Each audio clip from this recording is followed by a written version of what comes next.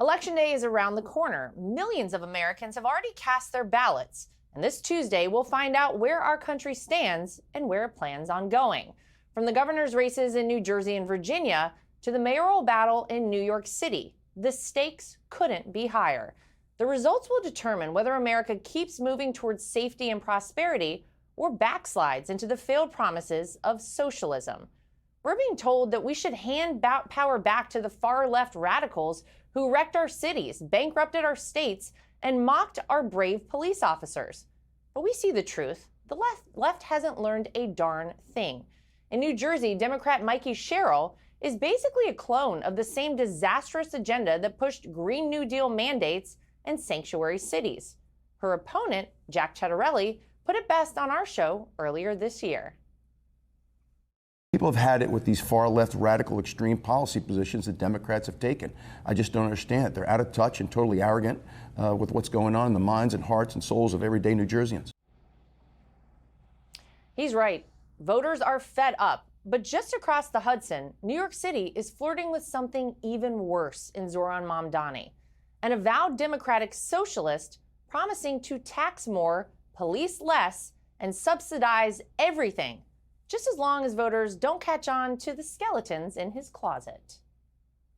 For anyone to care about these issues, we have to make them hyperlocal. We have to make clear that when the boot of the NYPD is on your neck, it's been laced by the IDF. Smearing the NYPD while dragging our country's key ally, Israel. And he wants the keys to America's biggest city? But whether it's Sherrill or Mamdani, the thread is the same. Contempt for police, contempt for order, and a push for liberal fantasy land where nothing costs anything and no one is ever held accountable. We've seen where this ends, and it's not pretty. Think Soviet Russia, Mao's China, or even Castro's Cuba. In Virginia, Lieutenant Governor Winsome Earl-Sears is running for governor. She's lived the consequences of Democrat socialism in Jamaica, and she warned us all back in August. I left that so-called Democrat socialism in Jamaica. It doesn't work because we had no money. We had no jobs created. Everything's going to be free. Free groceries, free rent. And who pays for this? When you've escaped socialism, you can smell the smoke before the fire. Winsome sees it in Virginia. But many miles away, Venezuelan opposition leader Maria Corina Machado is living in socialism's inevitable aftermath, fighting every day to lift her nation from Maduro's tyranny and restore liberty. And Maria Machado joins me now. Maria, thank you so much for being with us here on My View. I have to start by asking you, as a person who has spent so much of your life fighting against socialism in your own country of Venezuela, give me your response whenever you look here to the United States and you actually see people advocating and fighting so hard for socialism here in the U.S. Well, thank you for this opportunity. And I have to say that Venezuela is the living example of the devastation that socialism and crime can bring to a society. Less than 20 years ago, Venezuela was the richest, freest country in Latin America. Today is one of the poorest. And it's because socialism talks about everybody being equal, but it's everybody being equally poor. There's no such thing as a free lunch. When the state gives you something, it takes something away from you, and it's your ability to make choices and makes you dependable on the state. So this is very dangerous, and I hope that Venezuelan's example can be seen and learned from other societies and nations. What would be your message to people here in the United States who want to make socialism rather mainstream and something that we see more of here in the U.S.? Look, if there's something I admire in the U.S., is your values. What makes America great is how you have defended freedom and create strong institutions with clear rules of law and free markets. liberty can be lost in less than a generation. And 20 years ago in Venezuela, people used to say, no, we're not Cuba, that it's not going to happen to us. And look what it does happen. So you have to take care and defend freedom every day of your life and take it seriously. Well, we're hopeful that we don't see it come here, but unfortunately, there are those who are advocating for it here, Maria.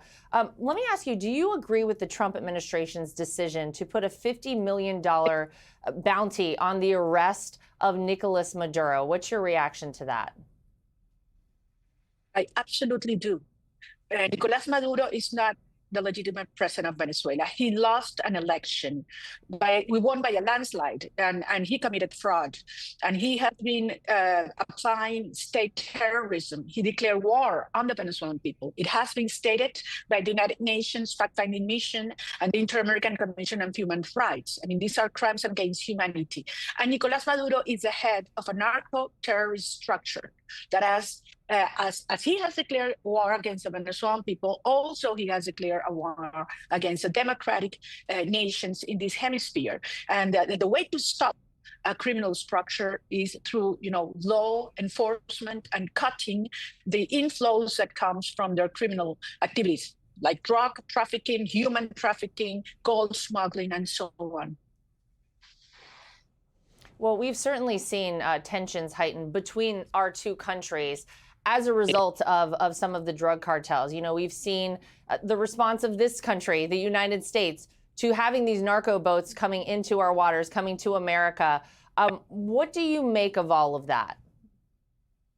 Well, make a precision. The tensions are against Nicolas Maduro. The Venezuelan people totally support President Trump and this strategy, because we have been fighting for 26 years to liberate our country. We have thousands of people that have disappeared, tortured, even killed, just for voting and defending our votes.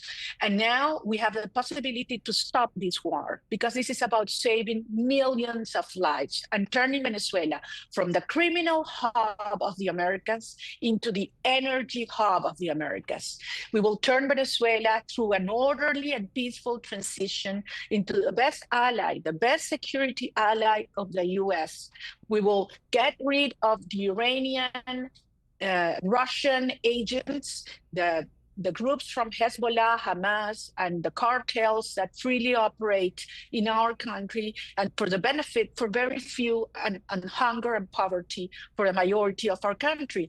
And something very important, Lara. A third of our population have been forced to flee for survival. Good, hardworking Venezuelans that want to come back.